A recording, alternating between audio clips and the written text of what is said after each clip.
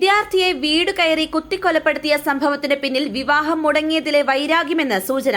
ഉളിയക്കോവിൽ സ്വദേശി ഫെബിൻ ജോർജ് ഗോമസിനെ കുത്തിക്കൊലപ്പെടുത്തിയ ശേഷം 24-കാരനായ നീണ്ടകര സ്വദേശി തേജസ് രാജ് ട്രെയിനിന് മുൻപിൽ ചാടി ആത്മഹത്യ ചെയ്യുകയായിരുന്നു. തിങ്കളാഴ്ച രാത്രിയോടെയാണ് കൊല്ലം നഗരത്തെ നടുക്കിയ കൊലപാതകം നടന്നത്. പർദ്ദ പോലെ തോന്നുന്ന കറുത്ത വേഷം ധരിച്ച് മുഖം മറച്ചാണ് പ്രതിയായ തേജസ് കൊല്ലപ്പെട്ട ഫെബിന്റെ വീട്ടിലേക്ക് എത്തിയത്. കയ്യിൽ 2 ടിന്ന് പെട്രോളും കരുതിയിരുന്നു. ആദ്യം ഫെബിന്റെയും പിതാവ് ജോർജിന്റെയും ദേഹത്തേക്ക് പെട്രോൾ ഒഴിക്കുകയായിരുന്നു. പിന്നീടാണ് കത്തികൊണ്ട് ഇരുവരെയും ആക്രമിച്ചത്. ഫെബിനെ അതിക്രൂരമായി ആക്രമിച്ചു. ഫെബിന്റെ സഹോദരിയും തേജസും തമ്മിൽ സൗഹൃദത്തിലായിരുന്നു. ഇവരുടെ വിവാഹം ഇരു വീട്ടുകാരും ചേർന്ന് ഉറപ്പിക്കുകയും ചെയ്തു. വ്യത്യസ്ത മതക്കാരാണെന്നത് ഇതിന് തടസ്സമായില്ല. എന്നാൽ ഇതിനുശേഷം യുവതിക്ക് ബാങ്കിൽ ജോലി ലഭിച്ചതോടെ വീട്ടുകാർ ഈ വിവാഹത്തിൽ നിന്ന് പിന്മാറിയെന്നാണ് പോലീസ് പറയുന്നത്. എന്നാൽ ഇക്കാര്യങ്ങളിലെല്ലാം കൂടുതൽ വ്യക്തത വരേണ്ടതുണ്ട്. ടെസ്റ്റ് എഴുതിയാണ് ജോലി കിട്ടിയത്. ഫെബിന്റെ സഹോദരിയും തേജസും എഞ്ചിനീയറിംഗ് കോളേജിൽ സഹപാഠികളായിരുന്നു. തുടർന്ന് ബാങ്ക് പരീക്ഷാ പരിശീലനത്തിനും ഇരുവരും ഒന്നിച്ചുണ്ടായിരുന്നു.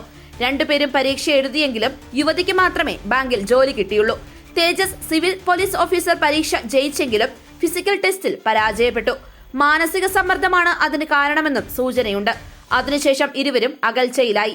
പല പ്രാവശ്യം ഇതേ ചൊല്ലി തേജസ് ഫെബിന്റെ വീട്ടിലെത്തി വഴക്കുണ്ടാക്കിയിരുന്നുവെന്ന് പോലീസ് പറയുന്നു. തേജസിനെ കൌൺസിലിംഗിന് കൊണ്ടുപോവുകയും ചെയ്തിരുന്നു. ഫെബിന്റെ സഹോദരിക്ക് മറ്റൊരു വിവാഹവും നിശ്ചയിച്ചു. അടുത്ത 9-ന് അതിന് നിശ്ചയം നടക്കാനിരിക്കുകയായിരുന്നു. ഫാത്തിമ മാത നാഷണൽ കോളേജ് 2ാം വർഷം BCA വിദ്യാർത്ഥിയാണ് ഫെബിൻ ജോർജ് ഗോമസ്.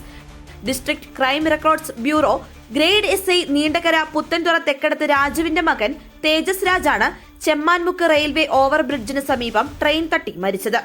ഫെബിന്റെ സഹോദരിയും തേജസ് രാജും ഒരുമിച്ച് പഠിച്ചവരാണ്. പ്രണയത്തിലായ ഇരുവരും വീട്ടിൽ കാര്യം പറഞ്ഞതോടെയാണ് വിവാഹം ഉറപ്പിച്ചത്. ജോലി ലഭിച്ചതോടെ പെൺകുട്ടി ഈ ബന്ധത്തിൽ നിന്ന് പിന്മാറുകയായിരുന്നു. തേജസ് വിളിച്ചപ്പോൾ ഫോൺ എടുത്തിരുന്നില്ല.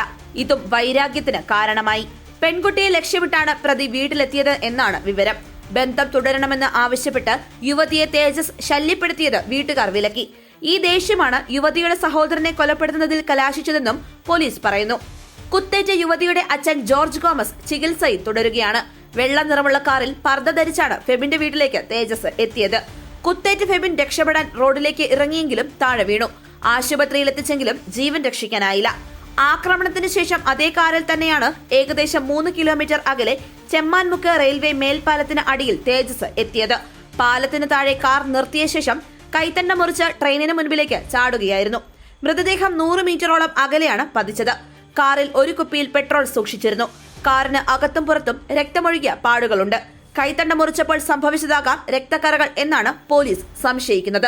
ന്യൂസ് ഡെസ്ക് വാർത്താ മലയാളം. കൂടുതൽ വാർത്തകൾക്കായി വാർത്താ മലയാളം ചാനൽ സബ്സ്ക്രൈബ് ചെയ്ത് തൊട്ടടുത്ത് കാണുന്ന ബെല്ലൈക്കൺ കൂടി ക്ലിക്ക് ചെയ്യുക.